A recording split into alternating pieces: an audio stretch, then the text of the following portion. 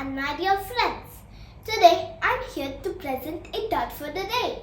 Today's thought is nothing comes easy in life except failure. It is easy to fail. Just do nothing. I repeat my thought. Nothing comes easy in life except failure.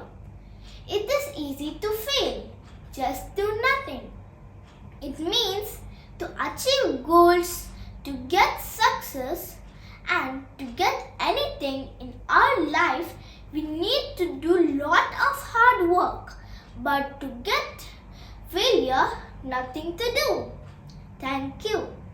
Thank you for watching this video. If you like this video, please like and subscribe my channel.